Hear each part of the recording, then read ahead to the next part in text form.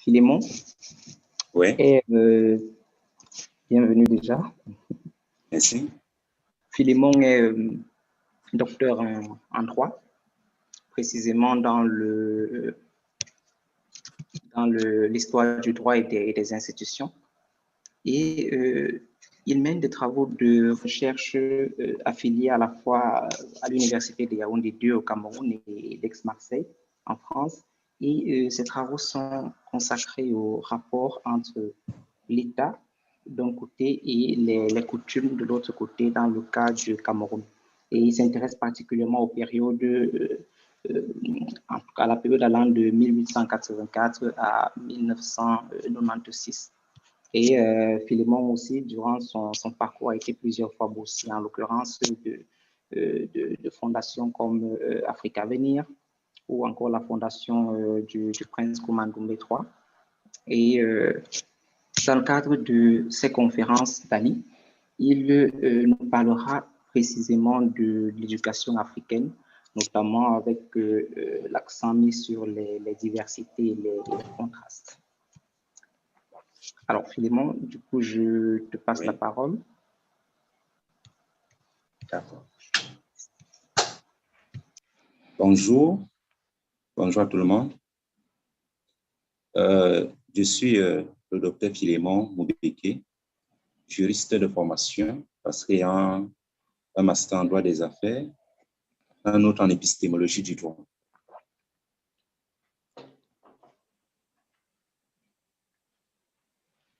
Allô?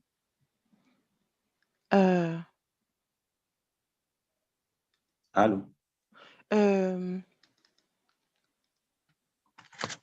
On t'entend bien. Oui.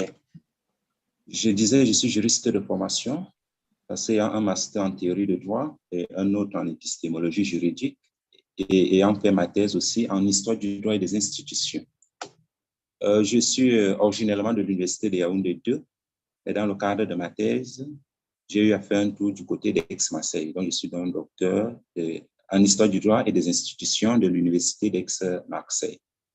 Et comme le disait tout à l'heure le présentateur, je m'intéresse au rapport entre l'État, c'est-à-dire la société politique née de la colonisation occidentale, et les coutumes représentant ici la société traditionnelle africaine. C'est donc dans le cadre de ma thèse que j'ai eu à pénétrer ces sociétés pour comprendre quel était leur mode d'organisation, leur fonctionnement. Et c'est à ce titre que j'interviens ce matin. Nous allons donc passer, si vous le permettez, au thème de notre intervention de ce matin. L'éducation traditionnelle africaine, diversité et contraste. L'éducation traditionnelle africaine, diversité et contraste.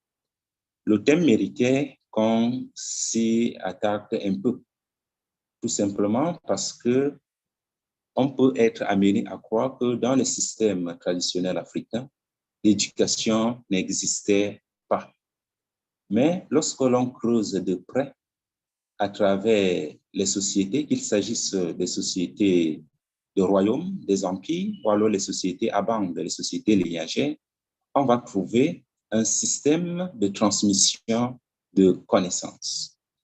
Et c'est donc à ce titre que nous sommes intéressés à ces sociétés pour faire une véritable archéologie du savoir et creuser pour pouvoir extirper la matière ou la substance que nous allons communiquer ce matin.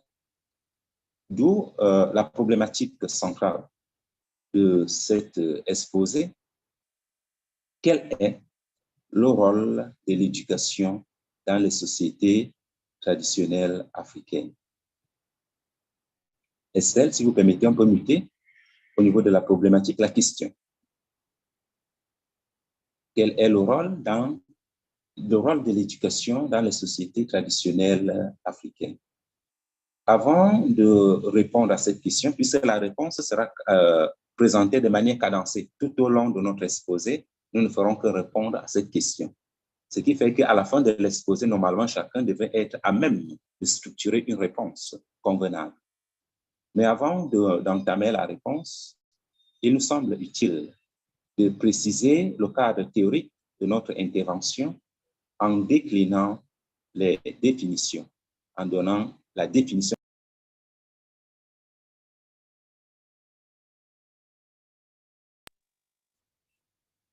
Définition. L'éducation traditionnelle, que faut-il entendre par éducation traditionnelle? Nous avons appréhendé l'éducation traditionnelle comme étant un système de transmission de connaissances permettant à l'homme de s'intégrer dans son environnement global. L'éducation renvoyant à l'acquisition des savoirs et le mot traditionnel venant étymologiquement du concept de tradition qui signifie ce qui est transmis, ce qui est légué, ce qu'on se transmet de génération en génération. C'est ce à quoi renvoie le mot tradition. Dans l'idée de tradition, donc, il y a l'idée d'ancienneté, mais aussi l'idée de legs, d'héritage. L'éducation traditionnelle, je le redis, renvoie à la transmission des connaissances de génération en génération. Et si nous nous intéressons dans le cadre de l'Afrique, l'Afrique noire. Et l'époque de notre étude s'étend pratiquement de l'Antiquité jusqu'à l'arrivée de la colonisation. D'abord la colonisation arabe, puis la colonisation occidentale. Mais il nous a semblé utile de déborder la période coloniale et d'analyser l'éducation jusqu'à nos jours pour pouvoir émettre, comment dire, une pensée à la fois critique, mais aussi énoncer l'idée de la nécessaire réforme de ce système d'éducation. Donc, l'époque, c'est la période précoloniale, mais on va un peu embrayer sur la période coloniale. Et pour meubler notre exposé, nous avons eu à fouiller dans des bibliothèques, notamment du côté des spécialistes de la tradition orale africaine. Nous allons donner quelques noms d'entrée de jeu, mais vous allez retrouver une bibliographie, pardon, à la fin de cet exposé. Parmi ces noms, on peut d'ores et déjà citer le spécialiste de la tradition africaine, Amadou Amfateba. Nous pouvons aussi citer le père de l'historiographie moderne de l'Afrique, le professeur Cheikh Anta Diop, le sociologue Georges Balandier, l'égyptologue Moubabingue Bilolo, le sociologue Éric de Rosny, le philosophe Gaston Paul Effa et l'historien philosophe Théophile Obenga, à titre, comment dire, exemplatif. Hein? Nous prenons juste ces quelques exemples, mais la bibliothèque est plus dense, la bibliographie est plus dense que ça, si vous permettez. Ceci étant dit, nous allons donc passer à la théorie de la connaissance dans les sociétés négro-africaines. Comment la société négro-africaine appréhende la connaissance?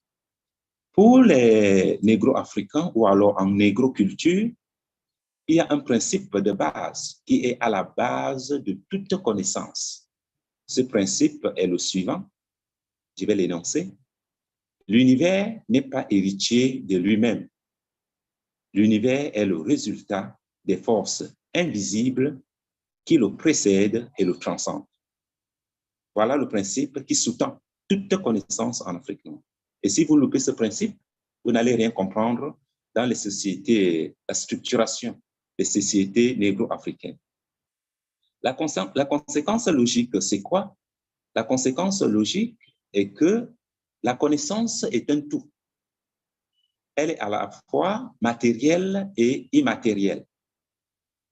Elle transcende le domaine restrictif de la logique pour appréhender la translogique, le monde des idées, le monde immatériel, l'invisible. Il se dégage donc de là deux théories de la connaissance. Une connaissance purement matérielle et une connaissance immatérielle. Maintenant, nous allons embrayer sur les modalités de la connaissance. Nous allons prendre la connaissance matérielle. pour dire d'entrée de jeu que la connaissance matérielle est fille de la connaissance immatérielle. Vous avez là le principe de dédoublement des mondes qu'on retrouve déjà dans la philosophie platonicienne à travers le monde des idées et le monde palpable. Et cela n'est pas un hasard. Vous allez me demander, mais quel est le rapport avec Platon? Ce n'est pas un hasard puisqu'on sait qu'il y a eu un contact entre Platon et la société négro-africaine. Et le point de ce contact a été l'Égypte, où Platon a passé 20 ans en tant qu'étudiant. Cette connaissance matérielle a donc pour fonction de comprendre l'environnement physique, de comprendre l'environnement humain, dans le but d'insérer l'homme dans son environnement global. Prenons d'abord le cadre de l'environnement physique. Cette connaissance matérielle porte sur la connaissance des aires géographiques, la connaissance de la faune et de la flore.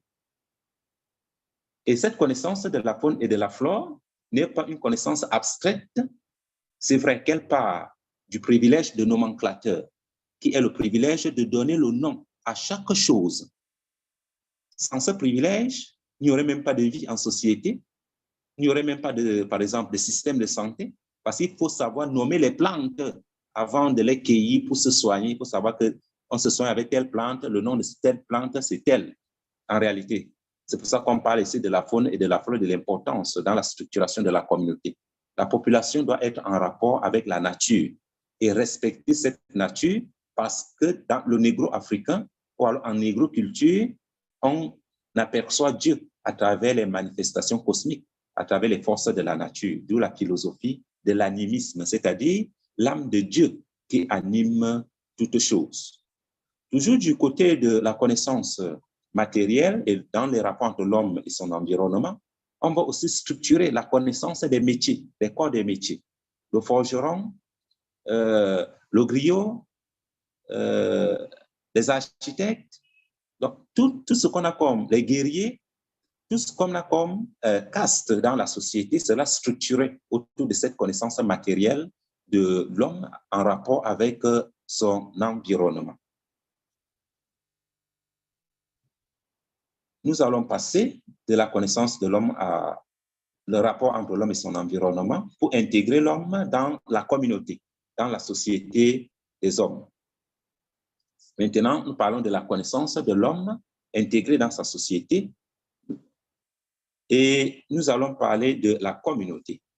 Avant de parler de la communauté, la connaissance de l'environnement humain commence par la connaissance de l'homme lui-même en tant qu'entité. Et ici, lorsque le négro-africain appréhende l'homme, il n'appréhende pas seulement l'homme sous le prisme de la dualité du corps et de l'esprit. Non. L'homme en Afrique, la théorie de la connaissance de l'homme en Afrique est plus profonde que ça. L'homme, c'est un corps, certes. L'homme, c'est un esprit. L'homme, c'est un souffle. L'homme, c'est une ombre, etc. On va distinguer au moins 7 éléments de la constitution de la personnalité humaine. Et comme je l'ai dit dans le cadre de l'environnement physique, ces éléments ne sont pas de la pure théorie, puisque à chaque élément, on va développer une science de l'homme.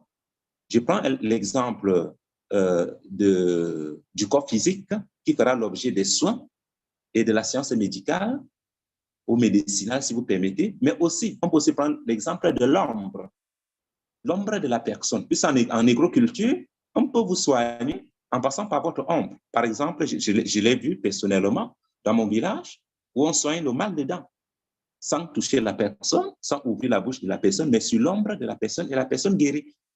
Cela peut paraître paradoxal, mais la négroculture est plus complexe que ce que l'on pense. Cette connaissance, ou alors cette théorie de l'homme, qui regroupe donc au bas mot 7 éléments constitutifs, va servir à élaborer une théorie de la connaissance et une théorie de la science autour de ces éléments constitutifs de la personne humaine. On va dépasser maintenant le cadre purement individuel pour intégrer cette entité, cette monade qu'est l'homme dans sa société. Et pour l'intégrer dans la société, on va élaborer un code de conduite qui servira lieu de paradigme de régulation fondant la probité pour permettre la coexistence pacifique des hommes dans la société. Et ce paradigme de régulation est endossé sur le principe de la justice transcendantale. Il y a un paradigme de la justice transcendantale. En Égypte, ce paradigme s'appelait la Mahat. En négroculture, notamment dans l'Afrique traditionnelle, chez les Bakiens, ce paradigme s'appelle l'Ongpa. C'est un paradigme de vérité transcendantale qui endosse, ou alors sur lequel est endossé tout comportement humain. Lorsque vous transcendez ce paradigme, vous n'êtes même plus crédible, vous n'êtes même plus autorisé à prendre la parole en public. La probité est donc la règle. Et c'est cette probité même qui fonde le principe d'ancestralité. Vous savez qu'en Afrique, on déifie les ancêtres, mais on ne déifie les ancêtres que lorsqu'ils ont vécu dans la probité. Ils sont dignes de louange. On peut donc dire qu'ils ont accédé à la sainteté pour faire un parallélisme avec la doctrine chrétienne, avec les monothéismes, si vous voulez un peu. Au-delà de ce paradigme de la probité, l'homme doit aussi intégrer sa communauté et constituer une entité unique. C'est pour ça qu'on dit que les sociétés négro-africaines sont les sociétés communautaires. Tout simplement parce que les négro-africains se sont rendus compte que l'heure des destinées solitaires est révolue et que pour affronter les forces de la nature, puisque la nature est hostile, l'homme doit constituer la communauté. Et cette communauté va procurer à l'homme à la fois la sécurité, mais aussi toute la connaissance et l'épanouissement dont il a besoin pour se réaliser en tant qu'homme.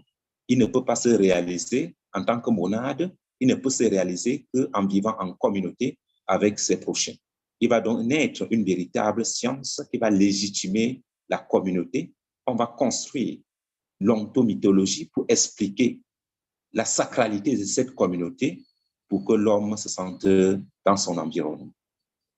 Voilà un peu présenté de manière ramassée la connaissance matérielle qui intègre l'homme dans sa communauté en tant que monade, mais aussi en tant qu'homme en rapport avec d'autres individus, mais aussi qui intègre l'homme dans son environnement physique pour appréhender la faune, la flore, les corps des métiers, pour structurer son existence.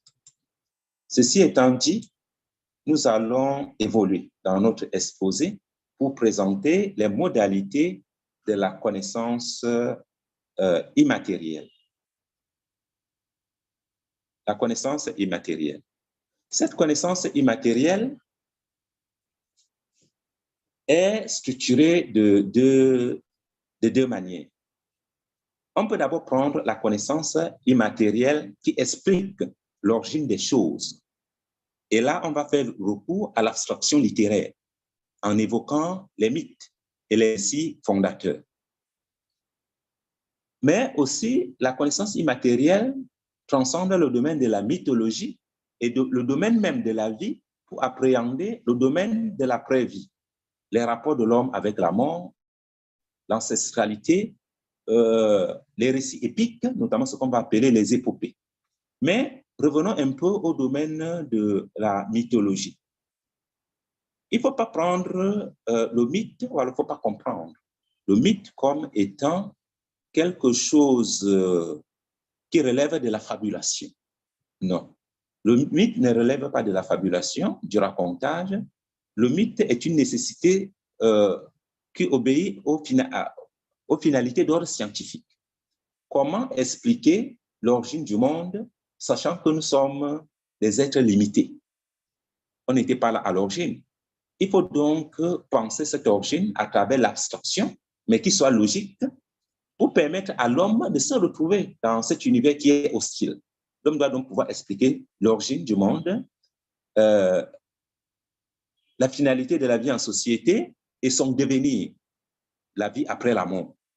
Et le mythe, c'est donc lieu de postulat, de raisonnement. C'est un arrêt dogmatique, comme tout postulat d'ailleurs. Dans les raisonnements, les postulats sont des arrêts dogmatiques. Parce que lorsqu'on remonte le postulat, on va chercher le fondement du postulat. le fondement du fondement. On va aboutir à ce qu'on va appeler en philosophie le trilemme d'Agrippa. On ne pourra pas expliquer le fondement. Le mythe, c'est donc lieu de fondement. Au lieu de parler de mythe, il serait même plus sage de parler d'ontomythologie, c'est-à-dire comment, à travers la mythologie, expliquer l'ontologie qui est le fait palpable, le fait réel. En Afrique, donc, on va distinguer trois grandes écoles pour classer les mythologies. On va d'abord prendre la première école, qu'on va appeler la cosmogénèse, qui explique l'origine du monde à travers les transformations cosmiques. On va vous dire, au commencement, était l'eau primordiale, l'eau trouble, que les Égyptiens vont appeler le Nun, les Bambara vont appeler Nomo, les Douala vont le nommer, les Bamoun, peu importe la société que vous allez prendre. Les sociétés négro-africaines vont vous dire, au commencement, était l'eau trouble. Et dans cette eau trouble résidait l'énergie fondamentale qui, prenant conscience, va faire éclore, va mettre de l'ordre dans cette eau trouble et l'univers viendra à l'existence. Et là, vous allez retourner dans les mythologies d'Ogon, Bambara et autres. Vous allez trouver la cosmogénèse. À côté de la cosmogénèse qui donne pour point de départ l'eau trouble, qui donne l'eau trouble comme point de départ de l'univers, cette eau trouble, on peut l'appeler en philosophie la condition d'existence. D'accord? Parce que quand on parle d'eau trouble, on va croire que nous sommes là dans le domaine vraiment du merveilleux, mais nous sommes dans le domaine de l'abstraction. C'est la condition d'existence, ou alors l'avant-être, l'existant étant l'être, n'est-ce pas, le vivant. L'avant-être, c'est l'eau trouble, le monde idéal, si on peut le dire ainsi, d'où tout nous est venu. À côté de cette eau trouble qui constitue l'école de la cosmogénèse, on aura l'école de la biogénèse, qui donne pour fondement l'œuf primordial. Et là, on tombe un peu dans ce qu'on va appeler plus tard la théorie du Big Bang, l'origine de l'univers, où tout était contenu dans l'œuf primordial et que cet œuf, avec l'éclosion de cet œuf, tout ce qui existe est venu à l'existence, n'est-ce pas? Et on peut prendre là l'image du poussin qui casse l'œuf primordial pour venir à la vie, en réalité. Parce que cette abstraction littéraire dont on parle, cette mythologie, se fonde sur des faits réels. Pourquoi on parle de l'eau comme le commencement de la vie? Vous savez que vous connaissez l'adage devenu un lieu commun. L'eau, c'est la vie. On observe la pluie. Avec la pluie, le sol se régénère. On conclut donc qu'à l'origine de l'univers, il y avait l'eau. Et c'est cette eau trouble qui va donner la vie. Et cette création va se renouveler chaque fois qu'il pleut. L'eau va façonner la vie et l'homme pourra donc vivre aisément parce que l'eau a donné la vie. On va dire non, ce n'est pas la cosmogénèse, c'est la biogénèse. Il y a l'œuf primordial. On prend l'exemple, on regarde les oiseaux. Ils pondent des œufs et à partir de ces œufs, les petits viennent à la vie et on déduit l'école de la biogénèse. À côté de cette école de la biogénèse, on va encore monter d'un cran avec l'école de la théogénèse, qui est l'école de la création à travers la parole, qui sera d'ailleurs aussi le lieu de la création à travers le monothéisme. Il s'agit du judaïsme, du christianisme ou alors de l'islam. On va vous dire Dieu a créé l'univers avec la parole. Ces écoles se retrouvent aussi dans la société négro-africaine. Donc voilà, classées de manière basique par catégorie les différents mythes qui structurent la pensée, l'origine de l'univers dans la société négro-africaine. On va les regrouper donc dans la cosmogénèse, la biogénèse et la théogénèse. Entre le mythe et l'ontologie, il existe une transition. Et cette transition est appelée épopée. Les épopées sont un peu racontent un peu des faits épiques qui sont à l'origine du fondement des civilisations. On peut prendre l'épopée de Ndjekila Njambe Inono chez les Douala, l'épopée de Sundiata Keita comme fondement de l'empire Mandingue, l'épopée de Tchaka chez les Zoulous, l'épopée dans le récit d'une bête chez les Bétis. Le rôle de l'épopée, c'est d'expliquer le fondement des civilisations, d'enseigner la bravoure et de donner le culte du leader. Le leader est digne de louange et il doit être pris comme un modèle. Donc, l'épopée joue aussi le même rôle que la mythologie. Mais sauf que dans l'épopée, nous ne sommes plus simplement dans le domaine de l'abstraction, mais nous sommes dans le domaine à la fois de l'abstraction et de l'ontologie de la vie en société, en réalité, de la réalité sociale. Mais on raconte à travers ces abstractions, ces épopées, ces récits épiques, les hauts faits qui sont de nature à façonner la bravoure, le courage. Vous savez que le courage est une vertu aux côtés de la vérité, de la justice et de la patience. Et on va donc enseigner ces vertus. Nous avons dit, le postulat était la justice qui est en soi une vertu. Nous disons le rôle de l'épopée, c'est d'enseigner le courage, la bravoure aux jeunes et à la communauté. Et c'est ces épopées qui vont façonner les récits des guerres et vont traverser un peu la formation de la caste des guerriers, par exemple, si vous permettez. OK, je pense qu'on ne va pas s'attarder outre mesure puisque nous sommes tenus par les contraintes de temps, mais vous retiendrez que dans la connaissance immatérielle, nous avons d'un côté les mythes, les récits fondateurs, les épopées, de l'autre côté, l'ancestralité. Parce que l'ancestralité, ce n'est pas quelque chose de palpable, c'est une croyance, cette croyance qui elle-même repose sur le postulat de la vérité. N'est ancêtre que celui, le défunt qui a vécu dans la vérité, selon la vérité. C'est un peu la théorie, cette théorie qui sera récupérée plus tard par les monothéismes pour fonder la théorie des saints chrétiens que vous connaissez aujourd'hui. En réalité, on peut dire que les ancêtres sont des saints dans la société traditionnelle africaine. Nous allons passer à des exemples concrets, puisque nous avons déjà énuméré les grandes écoles de structuration de l'existence. Nous allons prendre le cas des Dogons. On peut muter, si vous permettez. Nous allons prendre le cas des Dogons, la création chez les Dogons. On nous dit, dans les récits Dogons, si ce n'est grâce aux Nomos, disait-il, on ne pouvait même, on ne pouvait pas même créer la terre, car la terre fut pétrie. Et c'est par l'eau, par Nomos, qu'elle reçut la vie. Quelle vie est dans la terre? Demanda le blanc. La force vitale de la terre est l'eau. Et là, j'ai pris cette mythologie, comment dire, ce fragment de mythologie dans le récit que nous donne Théophile Obenga dans son ouvrage Maître. On peut le dire, la philosophie africaine de la période pharaonique. C'est un ouvrage que vous pouvez trouver sur Amazon. C'est la Bible des études africaines pour celui qui veut comprendre la pensée symbolique africaine. Parce que ça nous plonge à la fois dans l'Égypte, dans la Nubie et dans l'Éthiopie durant l'Antiquité. Le récit d'Ogon nous rappelle donc qu'à la base de la vie, il y a Nomo, c'est-à-dire l'eau. L'eau, c'est la vie. Donc, avant de le théoriser dans notre société actuelle, nos ancêtres l'avaient compris. Il y a de cela des lustres, en observant tout simplement le phénomène de la pluie, comment la pluie féconde la terre pour donner de la vie. Après les Dogons, nous allons avancer, si vous permettez, nous allons prendre les Bambara. Et chez les Bambara, on nous dit, aux origines, les eaux qui sont venues des sources centrales du ciel, ruisselaient sur la terre, étaient pures, claires, bénéfiques et aisées. Actuellement, seule l'eau de pluie ruisselante a conservé son caractère, notamment celle de la première pluie qui tombe au début de l'hivernage, considérée comme purificatrice par excellence. Elle est dite Nde Nandi, eau qui ensemence, car elle apporte l'âme ni aux céréales, la terre stérile et vide devient pleine et féconde. Les plantes naissent, les oiseaux et les insectes se reproduisent.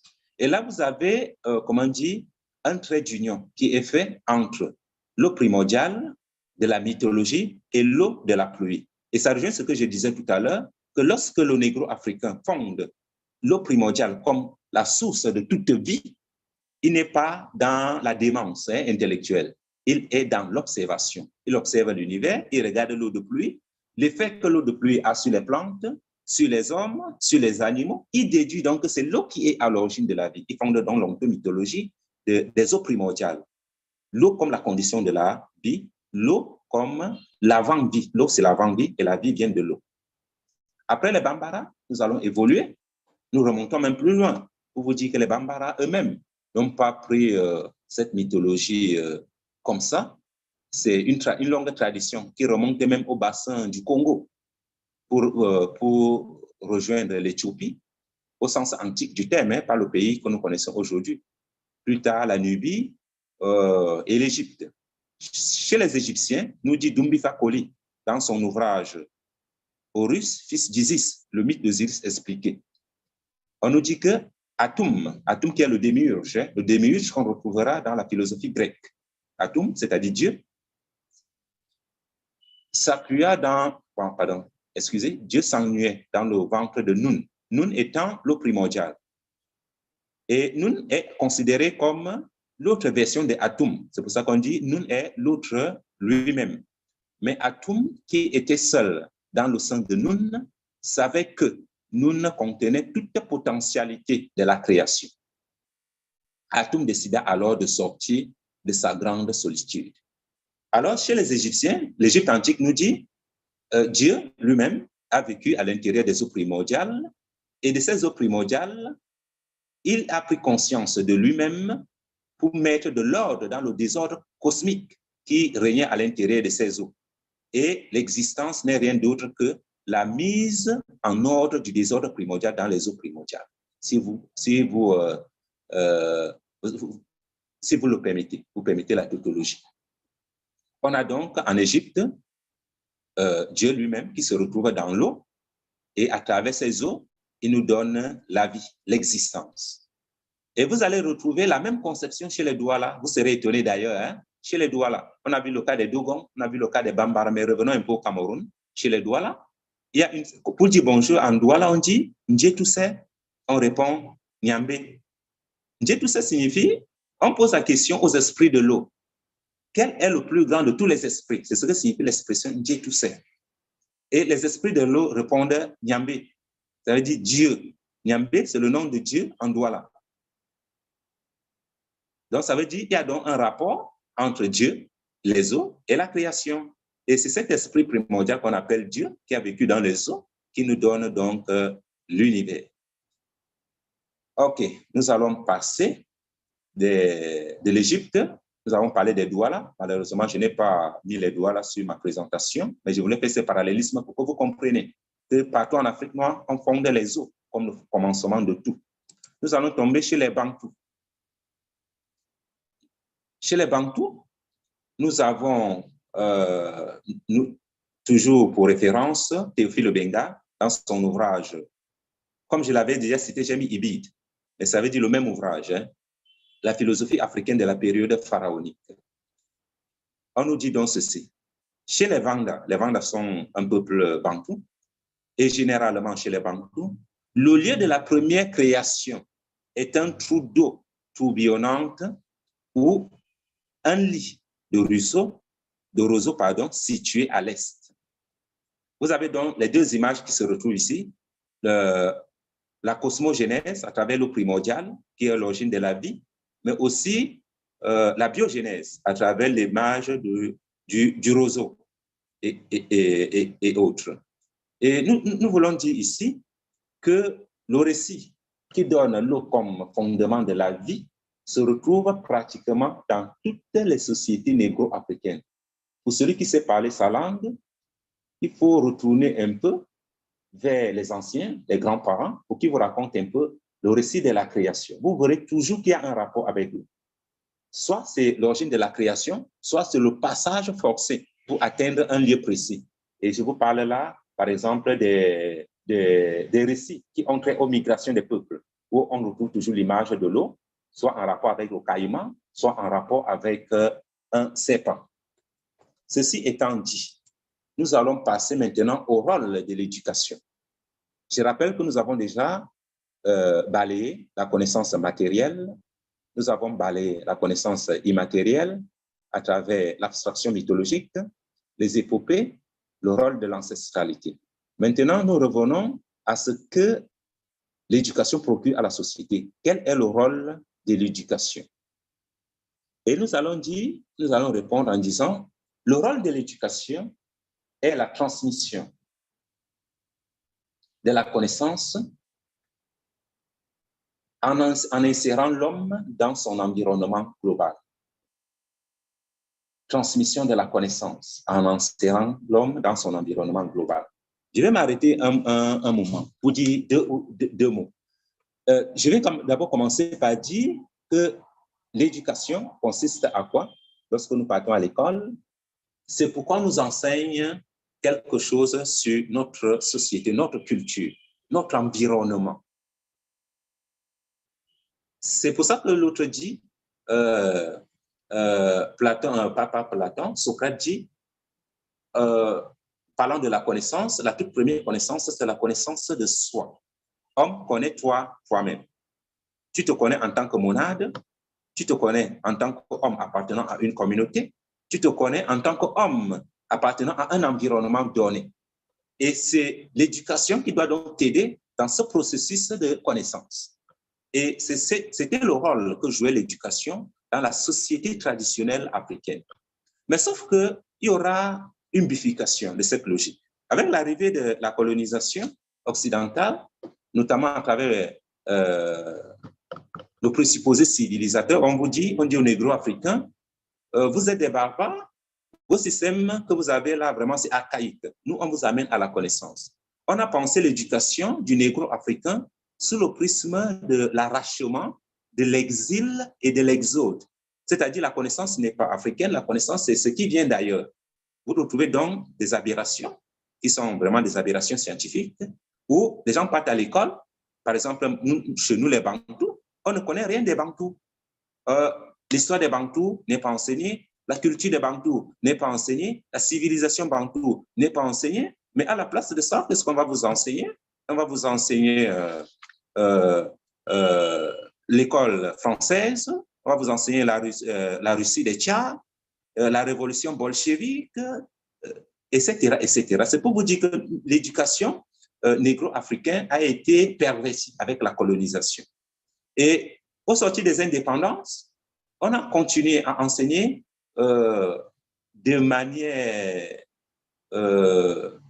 comment je peux le dire, on a continué à dénaturer le système éducatif. Certes, on enseigne les sciences, comme le faisait déjà l'éducation traditionnelle, mais on ne s'attarde pas sur l'homme, l'homme qui est le réceptacle de ces sciences-là. On ne s'attarde pas sur l'homme dans le rapport avec son environnement, l'homme dans ses rapports avec sa société, l'homme dans son rapport avec l'histoire, l'homme en tant qu'élément d'une civilisation globale, parce que l'éducation est un fait culturel. Il est donc urgent de repenser autrement l'éducation du jeune africain. Parlant toujours du rôle de l'éducation, nous pouvons dire quelque chose de primordial ici. Ce que vous devez savoir, parlant de la communauté, hein, au-delà même de l'éducation, c'est que la civilisation est fille de l'agriculture. Parce qu'avec la sédentarisation, l'homme s'est mis à pratiquer de l'agriculture. C'est l'agriculture qui permet à l'homme de se sédentariser. Pratiquant donc l'agriculture, l'homme avait besoin de délimiter la parcelle de chacun. Qui a droit à quoi? L'homme a donc inventé les mathématiques pour savoir que ma parcelle commence ici, ça s'arrête ici, la parcelle de telle commence ici. C'est comme ça qu'est née la géométrie. L'homme avait besoin des règles pour savoir qui a droit à quoi dans la société, jusqu'où je peux aller dans mon action. L'homme a inventé la régulation sociale et le principe de justice transcendantale qui doit régir les rapports entre les hommes. C'est comme ça qu'est né le droit, c'est comme ça qu'est née la religion elle-même. L'homme avait besoin de quelqu'un qui va superviser la société déjà établie pour pratiquer l'agriculture. Il a donc inventé la figure du chef. C'est comme ça qu'est née la politique. Donc, lorsqu'on parle donc de l'éducation, cette éducation doit être donc pensée en fonction de la communauté. L'éducation ne peut pas être importée. Si on importe l'éducation, ça veut dire qu'on n'a pas compris. On peut prendre les éléments pour venir améliorer notre système. Puisque dans le système éducatif, ce qu'on ne dit pas, il y a 50% de sciences et 50% d'héritage culturel. Un exemple simple, vous faites vos études à Harvard. Si vous prenez toute la théorie que vous avez à Harvard, vous venez appliquer en Afrique, non, vous allez échouer. Parce que dans la théorie de Harvard, il y a 50% de sciences et 50% de culture. Mais vous allez prendre ces 100% de théorie, à la fois sciences et culture, vous allez venir implanter en négro-culture, dans la société négro-africaine, vous allez échouer. C'est pour ça que tout ce qu'on a eu comme importation de modèles de développement, de modèles de démocratie, ça a échoué. Parce qu'on n'a pas pris en compte le fond culturel, le système africain de transmission des connaissances, la conception même de la connaissance en négro-culture. Puisqu'aujourd'hui, la connaissance est purement matérielle. On vous dit, pour connaître, il faut prendre l'objet d'étude comme un fait empirique. Et vous vous proposez donc d'analyser ces faits empiriques, de disséquer, selon la méthode cartésienne, ces faits empiriques pour le comprendre. Mais sauf qu'en négro-culture, on vous dit que ces faits empiriques n'est pas le fait premier. Le fait premier, c'est le fait idéal, puisque, je prends un exemple simple, le téléphone, c'est un objet. On peut le toucher, il est palpable. Mais avant d'être téléphone, le téléphone a d'abord été une idée dans la tête de quelqu'un, d'inventeur. Je ne sais pas si vous comprenez. Nous ne sommes pas dans le délit, nous sommes dans la translogie. OK, je pense que j'ai répondu à la question. Quel est le rôle de l'éducation?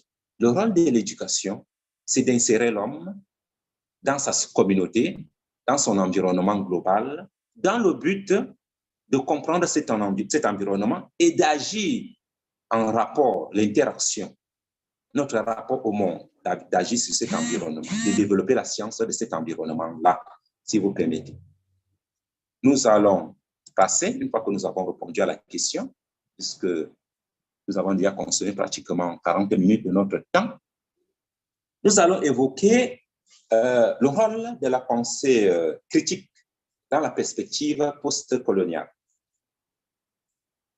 Et dans ce rôle de la pensée critique, nous allons d'abord évoquer le rôle des monothéismes. Les monothéismes ici rejoint un peu ce que j'ai appelé tout à l'heure le paradigme civilisateur, ou alors le présupposé civilisateur.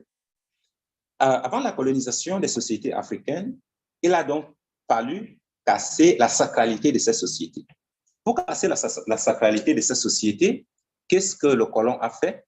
Le colon a introduit des religions. C'est pour ça que on dit souvent en Afrique que les premiers colons sont arrivés en soutane, comme des prêtres, n'est-ce pas? Le but était quoi? De casser la sacralité des sociétés négro-africaines en isolant la figure du chef même de sa communauté.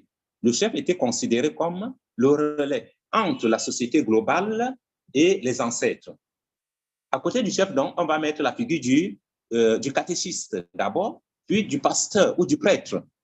Le chef devient donc une autorité purement laïque. Et à partir du moment où il est devenu une autorité purement laïque, on peut le transformer, il ne sera plus une autorité politique, il deviendra le substitut ou alors l'auxiliaire de l'administration coloniale. Voilà comment a été cassée la sacralité des sociétés négro-africaines à travers la disqualification de la sacralité. On va donc considérer maintenant cette sacralité première qui est celle des sociétés négro-africaines comme satanique. C'est pour ça qu'on vous dit souvent que non, on oppose la religion, combat toujours la tradition africaine. Non, elle est satanique, elle est ceci. C'est nous qui vous apportons à travers le paradigme civilisateur, à travers l'évangile, nous venons remonter d'un cran votre humanité. En adhérant au Christ, vous cessez d'être des sous-hommes, vous devenez des hommes à part entière, en réalité. Ce n'est pas stratégique qu'on le dit, hein, en réalité. Puisque, comme on a dit, comme l'éducation, même la religion elle-même est un fait culturel. Dieu est une réalité culturelle. Chaque peuple perçoit Dieu selon son angle culturel. Le paradigme civilisateur va aller plus loin à travers ce qu'on va appeler la disqualification, comment dire, de nos schèmes de pensée, du référentiel culturel même. On va vous dire, par exemple, dans le domaine de la philosophie, non, vous n'avez pas de philosophie, vous avez l'ethnophilosophie. Dans le domaine de la médecine, vous n'avez pas de médecine, vous avez les tradipraticiens. Dans le domaine de l'art, vous n'avez pas vous ne connaissez pas l'art parce que vous n'êtes pas des êtres de raison. Vous accédez à la raison lorsqu'on vous colonise. Vous avez les arts premiers, vous dites l'art primitif. Et c'est comme ça que les schèmes de pensée négro-africains ont été disqualifiés à l'aune du présupposé civilisateur.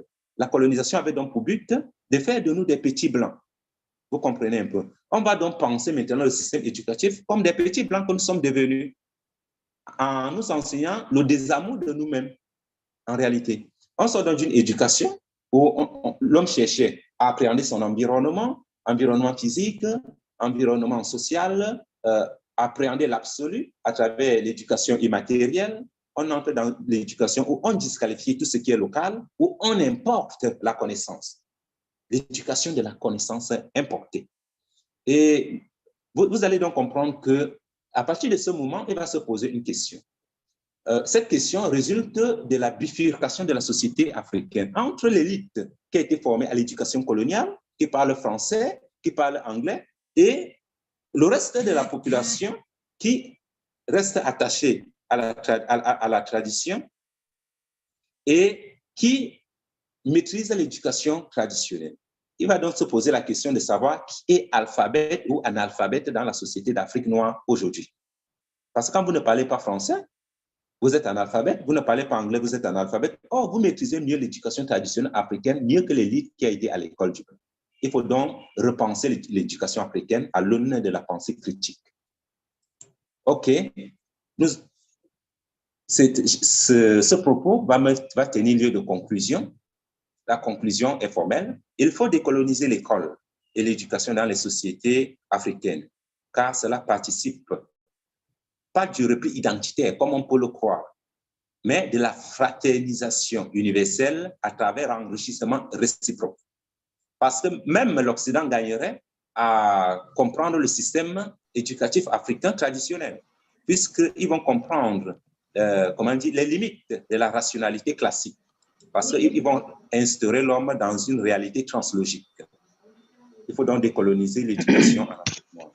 Vous comprenez donc qu'il y a du travail. Et à la fin de cet exposé, vous avez à titre indicatif une bibliographie sélective, si vous voulez un peu.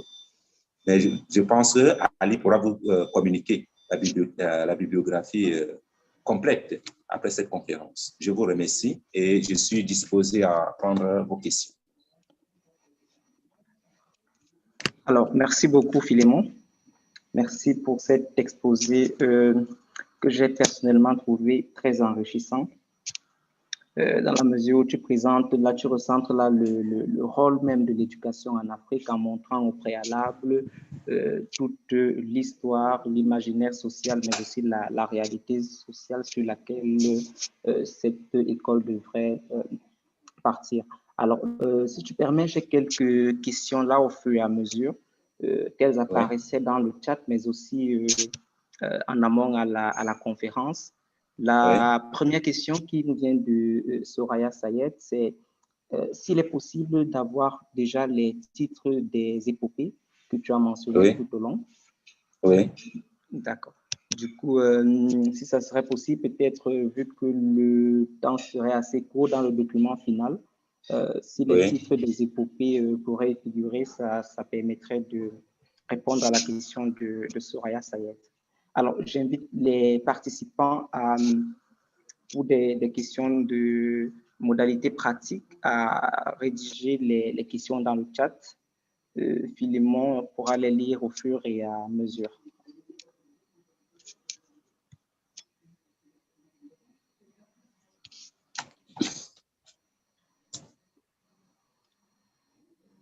Allô?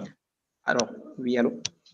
Oui, je peux déjà commencer à expliquer par rapport aux épopées.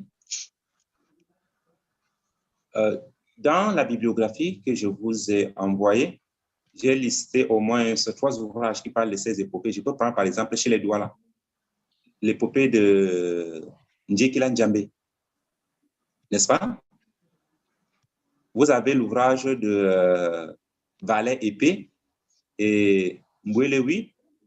Le titre de l'ouvrage, c'est Masomandala, la Bible orale chez les Douala, pour celui qui s'intéresse à l'épopée des Douala, l'épopée de Ndjekila Njambe, qui est un peu le héros civilisateur de la communauté Douala.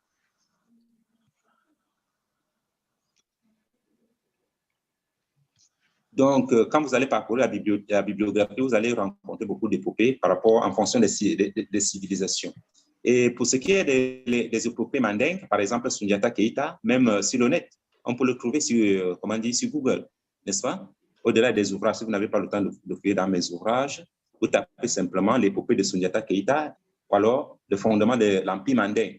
On va vous ressortir l'épopée de Sundiata Keita. L'épopée des Zoulous, c'est l'épopée des Tchaka Zoulous que nous avons étudié en histoire. Puisqu'en réalité, le rôle de l'épopée, c'est comme je vous ai dit, c'est de servir de jonction entre le fondement des empires et l'abstraction. C'est pour ça qu'il y a toujours un peu d'exagération. On vous dit, il est né, il était paralysé, après il a marché par miracle, il est devenu un grand guerrier, il tuait les lions, mais ce ne sont pas des faits réels, vous comprenez un peu.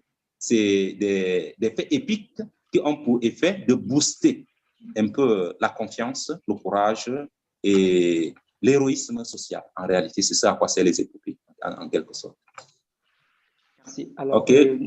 Tu as une autre question d'Estelle Fogojou, qui souhaite savoir ce qui empêche aujourd'hui de remettre les connaissances négro-africaines dans nos programmes éducatifs. Et puis, si tu permets, juste avant,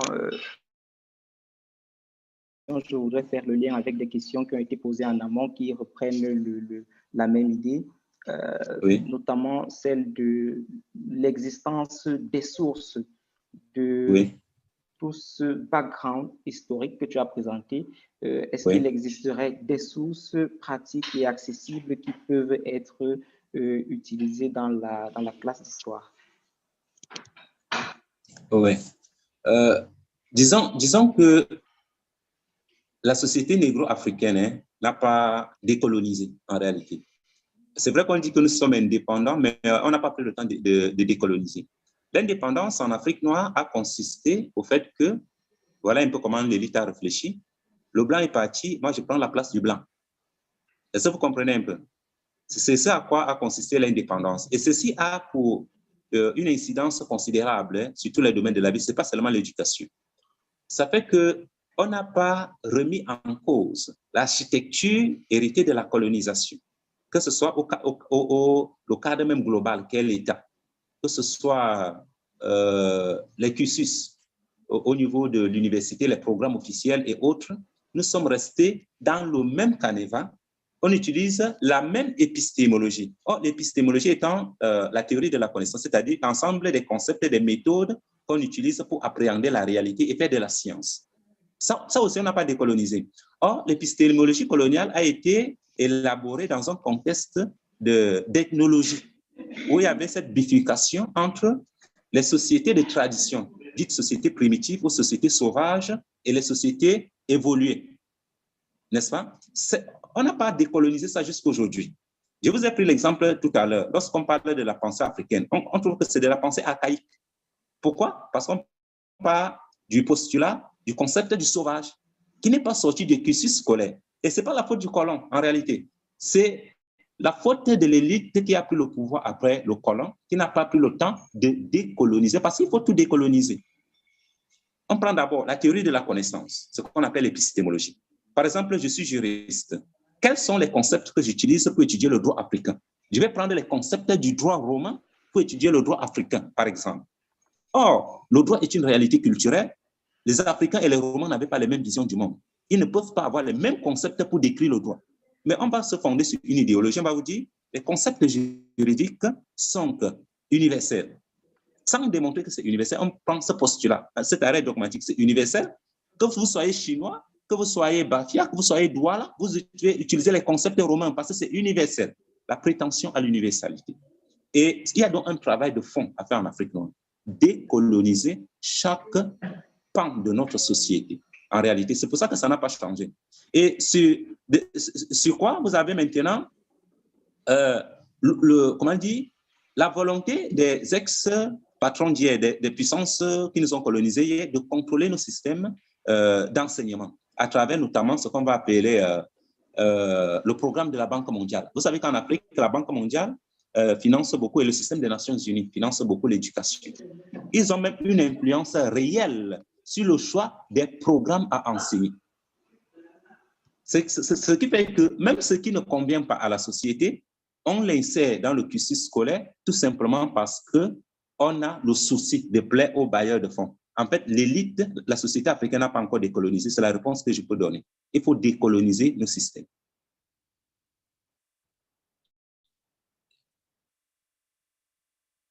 Et, allô?